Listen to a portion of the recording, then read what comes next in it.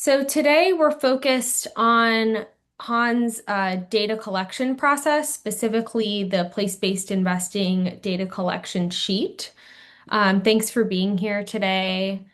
I'm going to go ahead and get us started and share a little bit more about our time. So I'll be super quick on announcements today. I want to really devote most of our time to talking about data collection. I will do a brief summary of data from our last round of data collection.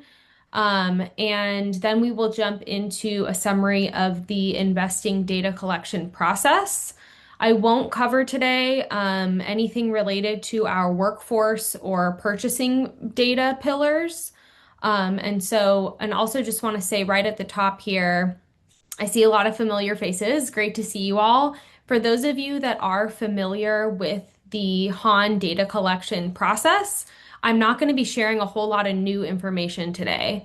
And so the purpose of the call today is really to share an overview of the investing data collection sheet and share some tips and best practices and common errors to avoid. So just want to say that up top for those of you who have been submitting data to Han for a while. And then we'll leave time at the end to answer any questions that folks have. For those of you who are new here or don't typically attend the place-based investing meetings, this is really a space for our members that are building or implementing place-based investing strategies to learn, come together, to share what they're working on, and bolding benchmark today because that's really referring to our data collection effort. Also, space for, as part of our regular programming, to consider and pursue new opportunities for advancing your place-based investing efforts, and as always, to inform and advance Han's work in this space. I'm only going to have two announcements for us today. One is that if you or a colleague are new to Han, we encourage you to attend a group orientation call. Our next one is coming up on February 9th. So if you're interested or you have a colleague who you think would benefit from a Han orientation, please add their name to the chat and we'll be happy to share their contact with the member engagement team who can add them to the call next week. Last announcement from me is that we're very excited to be bringing our annual convening to Denver this year. We're going to be in Denver October 14th through 16th. So please mark your calendar for the convening. Oh, can folks not see my screen? I'm sorry.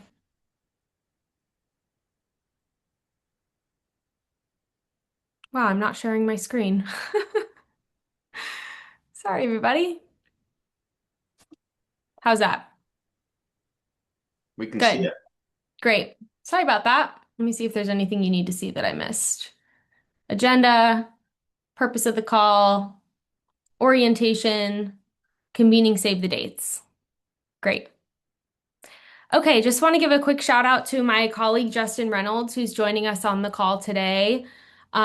This call is very much a collaboration with our impact measurement team and just part of a Han wide effort to make sure that we're prioritizing our data collection um, and to make sure that this is a priority across the organization. So thanks, Justin, for being here today. All right, let me just get my screen sorted here. Okay, if you did attend our December meeting, the next portion of the call might sound familiar. I will be rather quick going through this, but wanted to share some of the numbers from our last round of data collection. And if you're interested in a deeper dive into the numbers that I'm going to be sharing today, I recommend watching the December call where we went a lot deeper into some of the findings from our last round. Just at a high level here, some network-wide allocations and deployment. We are currently at $1.3 billion in total allocations for place-based investing by Han members. So this allocation number is the total amount that is budgeted, carved out, or set aside for place-based investments. And of that 1.35 billion, 951 million has been deployed. So this is the amount that has been transferred or legally obligated dollars out the door, so to speak. $630 million has been invested into affordable housing. That's about 70% of the total. And those investments have supported around 40,000 housing units across the country. The second largest category of investments by HAN members is $173 million for financial inclusion and economic opportunity. These are the investments that are really helping to make capital more affordable and flexible and available in particularly lower income communities. And a lot of the investments in this category are also made to CDFIs that support just a broad range of lending activity in general. There's about 80 million there that across other invested across several other impact areas. We won't get into those today, but happy to answer questions people have them. And again, if you're interested in hearing me go a little bit deeper on these numbers, encourage you to watch the December call and we can share that in our follow-up materials. For the first time, we're able to share some new portfolio level metrics. These numbers really help us go beyond those high level dollars deployed to tell a little bit more of a story about what this type of investing looks like in the nonprofit healthcare sector. So just a couple of things to point out here that is consistent with what we hear from all of you about your place-based investing. This, preference increasingly for CDFI lending. We hear a lot about the benefits that you all receive and that communities are able to benefit from in your investments with intermediaries. And then just highlighting here the deep level of affordability of that median rate of just over 2%, which is just really consistent with the spirit and intention of these types of investments to really prioritize impact. And that's really reflected here in the affordability. So that's all I'll share on the data from our last round. I just want to say a couple of things about why place-based investing data is important to Han and to all of you. I think first and foremost, just really important for these practices that we're setting baselines and benchmarking. We're really looking to measure progress in these areas and improve these practices over time and can't do that without data. Second is really around demonstrating collective leadership. Some of the numbers that I've shared in the previous slides are it's only possible for us to communicate that through this data collection effort, and we're really able to then quantify the scale of these investments that you all are making. And I think at the end of the day, too, that's really important for our ability at Han to be able to make the case for sector-wide adoption of these practices. So thank you to everyone who continues to submit data as part of your membership with Han. Here we have the data timeline. We are currently in the data collection phase that opened on January 13th and will close on March 27th. So that's giving you about 7 more weeks to submit your data. As you can see in this graphic, it is a year-long process for our team, and so your timely submissions are appreciated. It impacts, all of the steps in the process, so thank you in advance for getting those in on March 27th or sooner. You've probably heard this many times at this point, but the data collection or the data companion is your go-to resource for understanding all things Han data. It's your friend to be able to reference or refresh yourself on what indicators Han collects, the changes that we've made in the past year, rationale for certain metrics, additional background just in general, and just Justin and our other colleague Abram work really hard to make sure that this companion is answering a lot of the questions that we get throughout the year, and it's extremely detailed and thorough, and we really highly recommend you take advantage of it. Everything that I cover today is included in the companion. You can find the place-based investing section on page 42, and in a second, T will drop in the chat a link to the link tree where you can access the companion and the other sheet, the data collection sheet that I'll also walk through. Before we get started, if folks are interested in following along, T put in the chat a link to the link tree. I'll also show you what that looks like here. So you have the opportunity to schedule a meeting with our data team. You also have the companion here. And I am going to be walking through this data working file in a moment. So if folks want to pull that up, I'll give you a second to do that.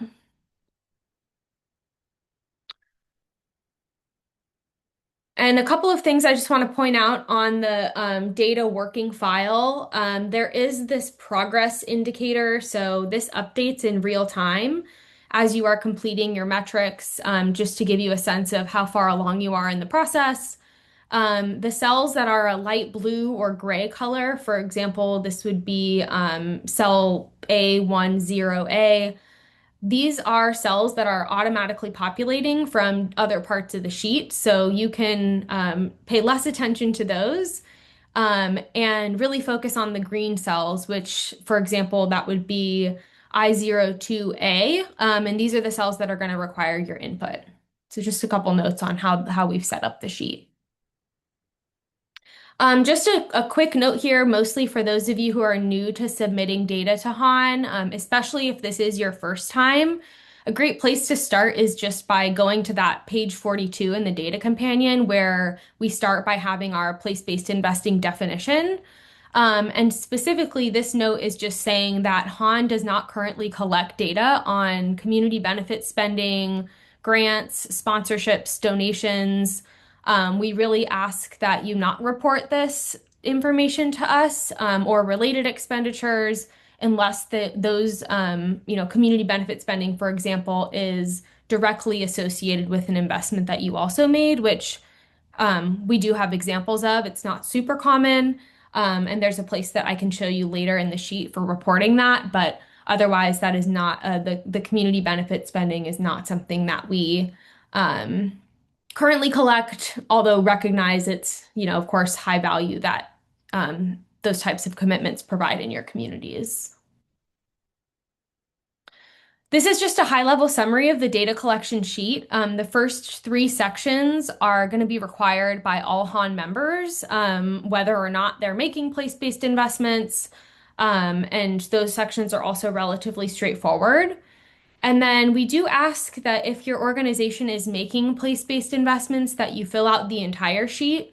You might see that some metrics are labeled as optional, but we will likely follow up requesting a complete data set from those of you who are making investments. And that's really to ensure that the data that we have is reflective of the current state of your program. So, if you are making those investments, then go into this, I think, with the expectation that the full sheet is going to be filled out. Okay, so for just a couple of changes to note, as I mentioned in our meeting announcement, we've only made a couple very minor changes to the data in the investment sheet this year. The most notable is that deposits or CDs with community banks or CDFI credit unions are now counted as place-based investments. So these deposits were previously tracked separately and now should be reported as part of your total dollars deployed. And then the second change here is a minor drop down that we've added to the investment details section. And that is to recognize that these investments can take several different forms. And so we're now asking that you clarify whether an individual investment that you're sharing with us was debt, equity, or a deposit. So those are the two changes. Otherwise, if you have been submitting data to us, and especially last year where we did introduce several new metrics, the sheet will pretty much look the same. All right, going to transition here now to pull up the data submission sheet. Can everyone see the data submission sheet? Yep. Okay, thank you. All right, so I'm just gonna go through and fill this out as if I were one of you filling this out. Just want to highlight here, this is that progress indicator that I spoke to before. And then you can see right off the bat, you have these first few metrics that are this lighter blue color, and these are pulling from other parts of the sheet. Specifically, I believe these are pulling from the getting started section. So if you've filled out this getting started section, these areas, those are going to get pulled into the investment tab. Also, you can navigate to the different tabs down here. I'm on the investment tab. The first one here around data coverage, this is a drop down just asking if the data is reflective of your entire healthcare system. If you say no, it'll ask you to specify what the data coverage is. So we're just going to say yes for that. These first three questions around investment policy, objective, and employee options, these are also just drop downs, yes or no questions about your organization's socially responsible investments or ESG, environmental, social, or governance language or screens that your organization applies.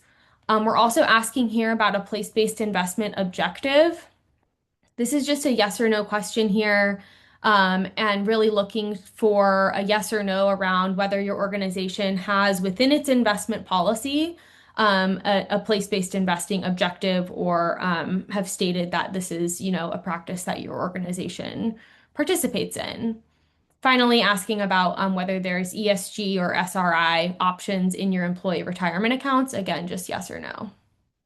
So I'm going to say yes to all of these. Next, we have total investable assets. This is a priority metric for all HAN members, and we are still within the part of the sheet that is required for all members. Um, excuse me. So this is your organization's total unrestricted investment funds or pools, and we have some more detail here in the definition of total investable assets that talks just about a little bit more detail about what to include and not include there. For the sake of whole round numbers, I'm going to say 1 billion. Nope. Allocation for place-based investments. This is the total amount that's been carved out or set aside for place-based investments. This organization that I am filling out the sheet on behalf of is a signatory, hypothetically, of Han's leadership commitment. So we're going to say that we have a 1% allocation of 10 million. So you see here that these blue fields are automatically going to calculate from what's been inputted here. So I've got that 1% allocation. This is a new functionality of this data collection sheet. We previously asked you to submit separately the total dollars committed or deployed. This will now automatically calculate based on what you enter into these category totals below. So for now, you can go ahead and skip over that cell and focus on submitting the category totals. And then that number, it'll help make sure that what you're submitting for the category totals is the same as what dollars that are committed or deployed. And then it'll also automatically calculate what percentage of your allocation has been deployed. So we're going to skip down to dollars deployed by category.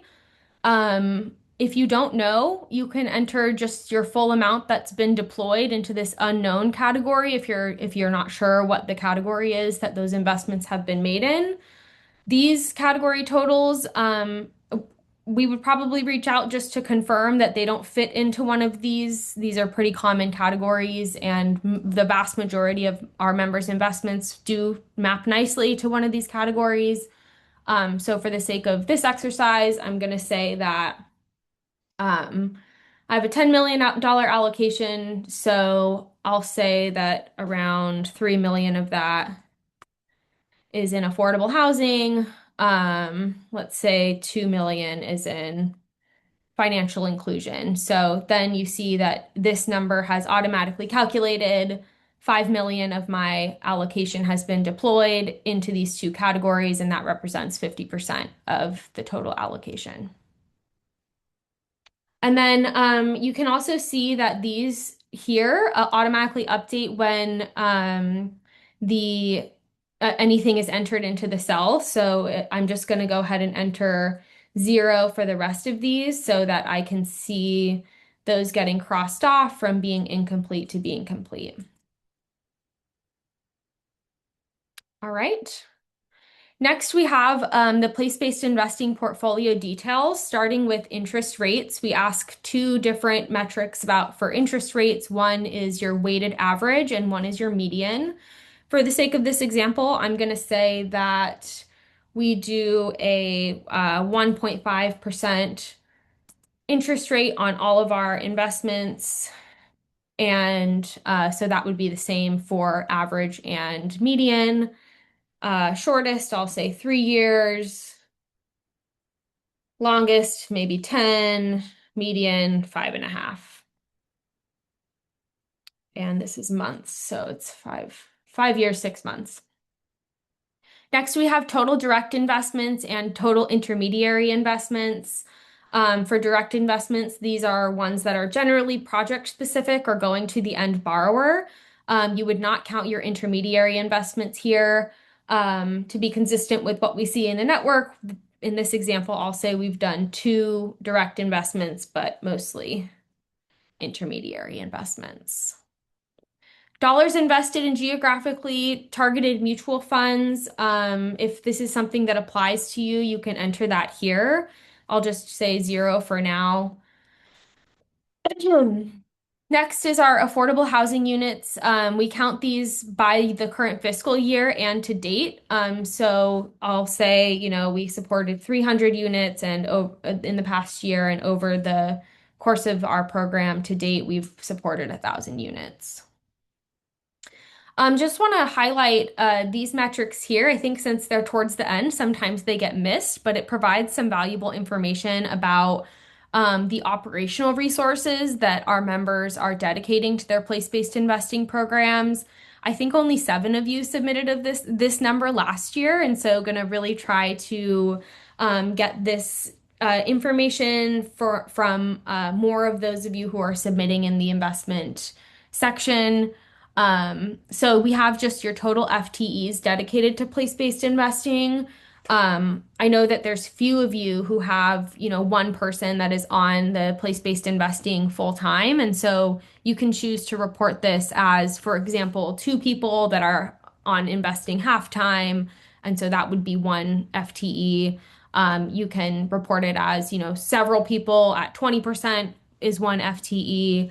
Just looking to better understand what those resources look like, and then the total budget. So budget would be separate from the allocation amount and everything that you've already reported. This would specifically be, operational resources for the program. So I'm going to say 1 FTE, and I'm going to say 200,000. All right. Okay, wrapping up here. This is the last section that I will the last section of the data collection sheet.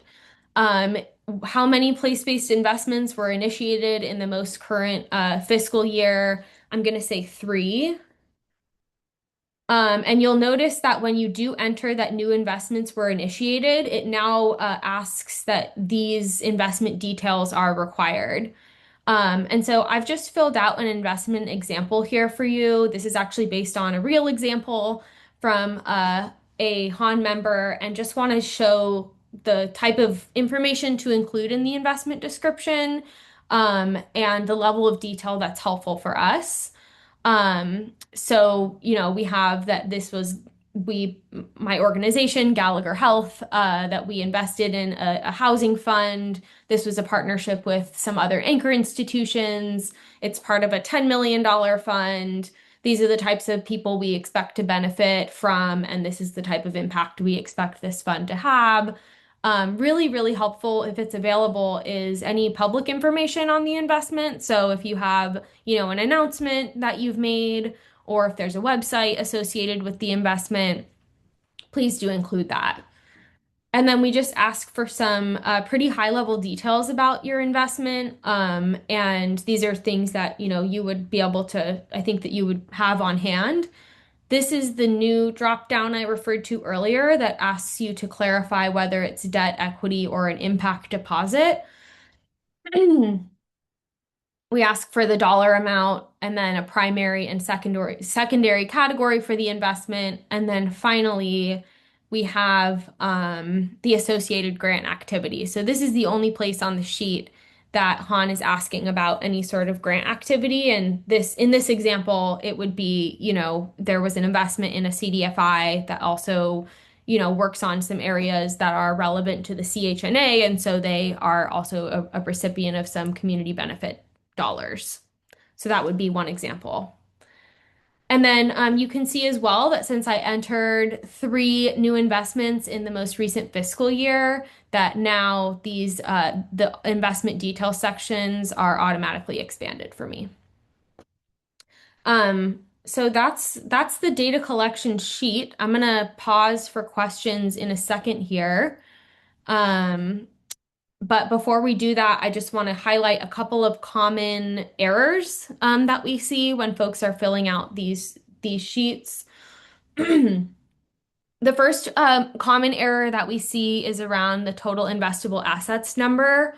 I think the best thing to do here is to check what you submitted in the prior year as just a general sense of the ballpark of where you would be if you're submitting this, especially for the first time. Um, and some common things that we see are missing zeros. So if you enter 2 million instead of 2 billion, we also have noted, we'll also flag any like really major swings in this number from the prior year. So we know that there's some fluctuation in the total investable assets of the organization. But I think for us, more than like a 20% swing in either direction is something that we might flag and reach out to you about.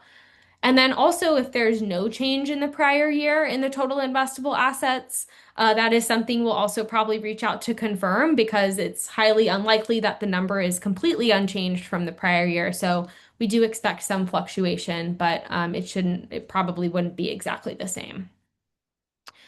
And then let me just check on the chat here.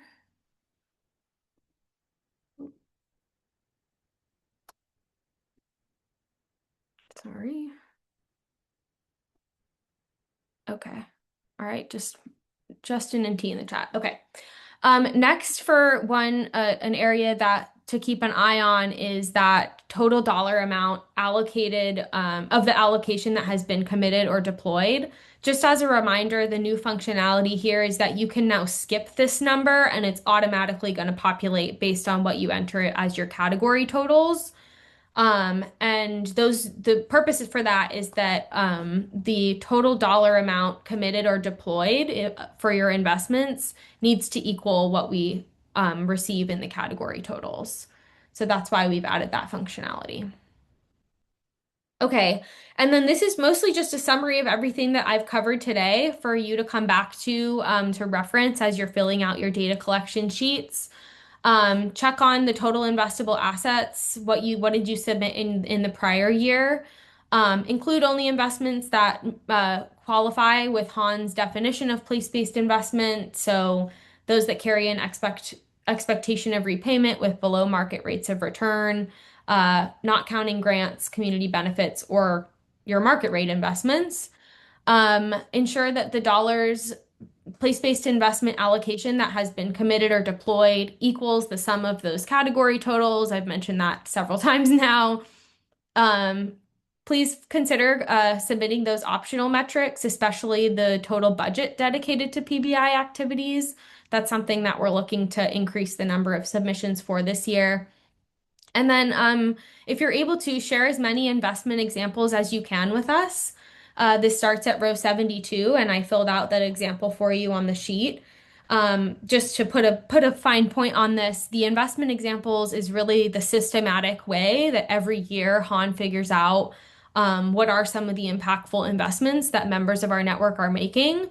What new partnerships might you have? Sometimes this is like the basis for us to reach out and say, hey, you submitted this really interesting example. We think other members would benefit from learning more about this investment. We would never share any of these without your permission, but really helpful for us to sort of build up this understanding of what's happening across the network, which we get from you submitting those investment examples. So thank you for providing those. Okay, that was a lot of talking from me. So just a note here that the data@anchornetwork.org email goes to a real person. And if you have any questions, please feel free to reach out. As I showed on the link tree at the beginning, you can also schedule time with our data team just to get any quick questions answered that you might have, and they will loop me or T in as needed on those. And other than that, I'm just going to pause and see what questions folks have, see if there's anything I can clarify about the process or the data collection sheet. We also have Justin here who can answer more broad questions as well, or anything, specific about functionality. So I will pause and see if folks have questions. Justin, I see your Justin from UVM. I see your question in the chat, and we will be happy to share the investment example that I included in the template. It's not currently in the sheet that you'll find on the link tree, but we'll share that language with you, and you'll also have the slide, the recording.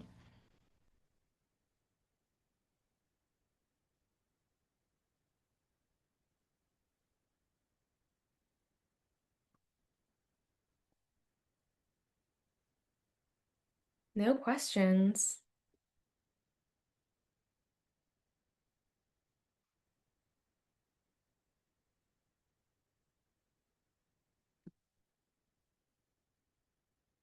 All right.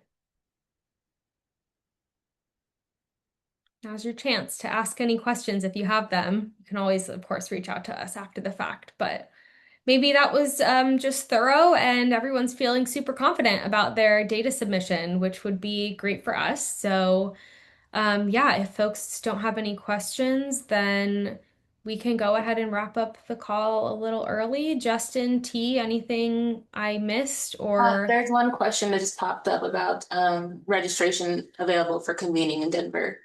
Oh, great question. I believe registration is going to open up in May is usually the goal.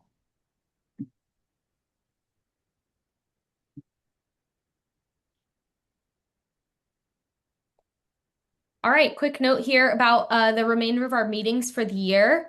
March 26th, we'll go back to our regular format.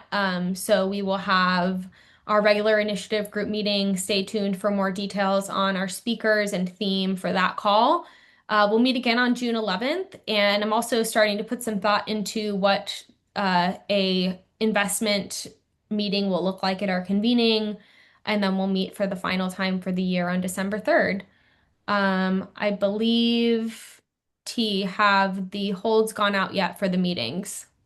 Okay, so we haven't gotten these holds on your calendar yet, but those are coming soon, and we look forward to seeing you then. Thanks, everybody.